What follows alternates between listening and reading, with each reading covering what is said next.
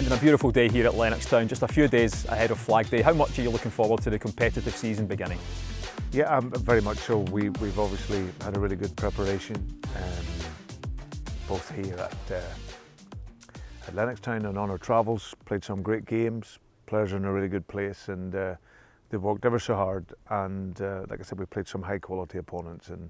But now it's all for a purpose and for a reason, which is for the weekend. It is, and Flag Day is such a great day, a great occasion, a great reminder of the great work that the team has put in. And the man who will raise the flag is Paul McStay. For Celtic fans of our generation, he had no equal. He will forever be one of Celtic's greatest ever midfielders. And for you, how great a player was Paul, and how good will it be to see him? He was a great player. Paul always gave you hope watching Celtic. He always felt that in those sort of tough times in that period when Celtic maybe suffered a bit, that he could produce that moment of magic in any game that could either win you the game or just light up the game. So he was a brilliant player, really humble guy. I was very fortunate enough to have met him the first time I was here at Celtic, and it was a real privilege and a real honour for me. And so to know, and I spoke to Michael a few weeks back to say the possibility of him coming for Flag Day was going to be there. So he'll get an incredible reception, I'm sure, and it'll be amazing to see him. Yeah, I mean, for Celtic fans who kind of take success for granted, Paul McStay is an example of someone who spent his whole career at Celtic, but at that time, as you said, it was difficult, and Celtic only won 3 titles when he was here. I think it's an indication of just how you can put the current success into a different context. Yeah, I think it's all eras, isn't it? That in that era, it was tough, but there were still great players. It just was a challenge at that time. But Paul and Tommy and Big Roy and all these guys that played that team, they were brilliant players, and he was right at the hub of that. So let me ask you about pre-season, a real variety of tests. Did you get the kind of work and preparation done that you had planned? Yeah, I think that all the games were really, really good for us. My only disappointment, if I was being critical, was the second half against Ajax. But apart from that, we thought we were very good in the games. Built the fitness up from that first evening at Queen's Park, which was great. Worked our way through, and we finished in a really good place. So there was a lot of planning, a lot of preparation went into it, but it was a really enjoyable pre-season. A lot of hard work. We got some of our ideas across in our trainings, and now we can't wait to get started for the competitive stuff. A number of new faces came in as well. It's always interesting, I imagine, to see just how they fit into the group and the dynamic as well. When you're watching on, how have you assessed how they fitted in?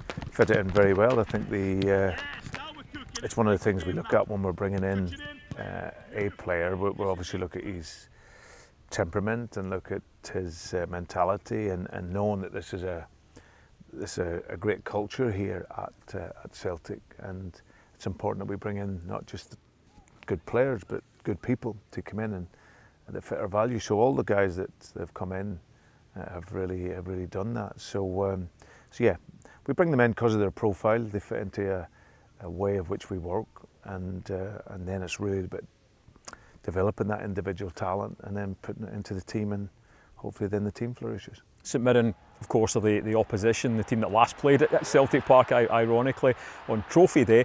A team you know well, Stephen Robinson, a manager you know well. How difficult a game will this be? It will be difficult. I think that, like we seen on the last game of the season, make it really tough, make it really difficult.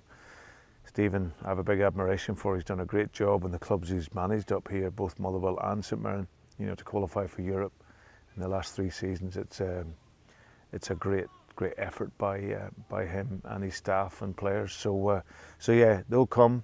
He's always teams well organised, Stephen. But for us, this is our first game at home.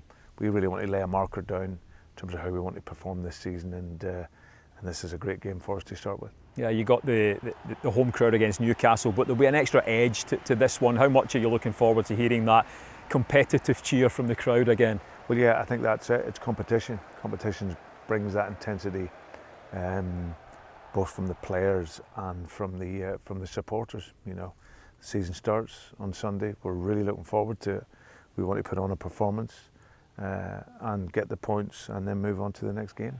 And just finally, Brendan, when the season starts, you don't kind of get the chance to introduce your team gradually to it. It starts with a bang. If you look at the month of August, you've got away trips to Aberdeen, Rangers, a couple of very important Champions League playoff ties, a cup tie against Falkirk. There's a lot happening very soon. Yeah, I think last year it was more sort of one game a week, but once you stick in the qualification games in there, then it just thickens it all up. And so of course the players won't be at full match fitness when the season starts for most teams, but you want to get there as quick as you can, and we've got enough games between now and the end of the month to really get up to speed. So yeah, I'm really looking forward to seeing us play. You know, we played ever so well against Newcastle, against Sporting Lisbon. We were very good.